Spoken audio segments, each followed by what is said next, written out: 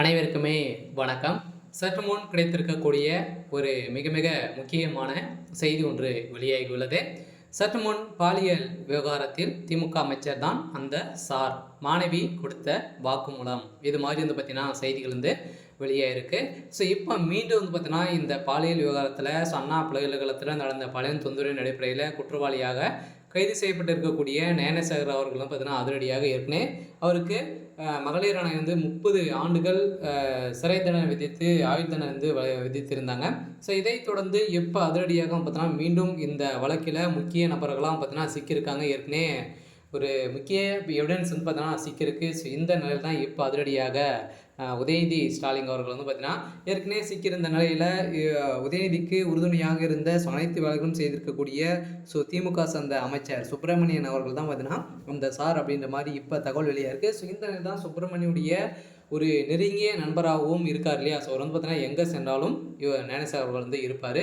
So இந்த நிலையில் தான் இப்போ அதிரடியாக அவர் கொடுத்த வாக்குமூலத்தின் அடிப்படையில் தான் அந்த சார் திமுக அமைச்சர் சுப்பிரமணியன் தான் அப்படின்ற மாதிரி இப்போ அபிஷியலாகவே தகவல் வெளியாக இருக்குது. ஸோ இந்த நிலையில் தான் அனைவருக்குமே எதிர்பார்த்த மாதிரி பார்த்தீங்கன்னா அந்த சார் இவர் தான் அப்படின்ற மாதிரி நிரூபணம் ஆகிருக்கு. ஸோ இதை பற்றி இந்த வீடியோவில் நம்ம முழுமையாக பார்க்கலாம். ஸோ அதுக்கு முன்னாடி நம்ம சேனலுக்கு இப்போ தான் நீங்கள் முதல் முறையாக வந்திருக்கீங்க அப்படின்னா மறக்காமல் நம்மளுடைய சேனலை சப்ஸ்கிரைப் பண்ணி சப்போர்ட் பண்ணுங்கள். ஸோ வாங்க வீடியோக்குள்ளே போகலாம்.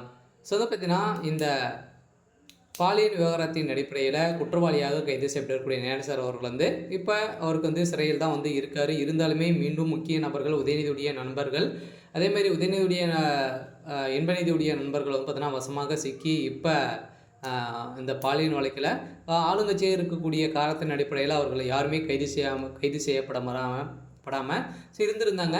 இப்போ அதிரடியாக பார்த்தீங்கன்னா இப்போ மகளிர் ஆணையம் களத்தில் இறங்கி இப்போ அவர்களை அனைத்துமே தேடி பிடித்திருக்காங்க. ஸோ இந்த நிலையில் தான் இன்று காலை பார்த்தீங்கன்னா இன்று இரவுக்குள்ள அவர்களை கைது செய்யப்படணும் அப்படின்ற மாதிரி இப்போ நீதிமன்றம் தீர்ப்பு வழங்கியிருக்காங்க. ஸோ இந்த தீர்ப்பின் அடிப்படையில் அதிரடியாக உதயநிதியுடைய மகனும் கைது செய்யப்பட போகிறாங்க அப்படின்ற மாதிரி தான் இப்போ தகவல் வெளியாகி இருக்குது. சில அண்ணா பல்கலைக்கழகத்தில் நடந்த சம்பவத்தின் அடிப்படையில் திமுகவுடைய தலைமையகத்துக்கு ஒரு மிகப்பெரிய சம்பவங்களாக நடக்குது. பார்த்தீங்கன்னா முதல்வர் ஸ்டாலின் அவர்களுக்கு ஒரு தலையில் ஒரு மிகப்பெரிய இடியாக தான் விழுந்திருக்கு. அடுக்கடுக்காக திமுக சார்ந்த அமைச்சர்கள் செய்யக்கூடிய தவறுகள் அனைத்துமே திமுக கண்டு கொள்ளாமல் பார்த்தீங்கன்னா உறுதுணையாக சென்று இருக்கு அப்படின்ற மாதிரி தான் இப்போ நிரூபணமாக இருக்குது. இந்த நிறுவனத்தின் அடிப்படையில் இந்த பாலியல் வழக்கில் விவகாரத்தின் திமுக சார்ந்த அமைச்சர் சுப்பிரமணியன் அவர்கள் இந்த வீடியோவில் 50க்கும் மேற்பட்ட வீடியோக்களும் வெளியாக இருந்துச்சு. இந்த நிலையில் தான் இப்போ அந்த மாணவி கொடுத்த வாக்குமூலத்தின் அடிப்படையில் இப்போ திமுக சார்ந்த அமைச்சர் சுப்பிரமணியன் தான் அப்படின்ற மாதிரி இப்போ நிரூபணமாக இருக்குது. சரி, ஓகே. ஸோ இன்றைக்கான அப்டேட் இதுதான். ஸோ மறக்காமல் நம்மளுடைய சேனலை சப்ஸ்கிரைப் பண்ணி சப்போர்ட் பண்ணுங்கள். தேங்க்யூ.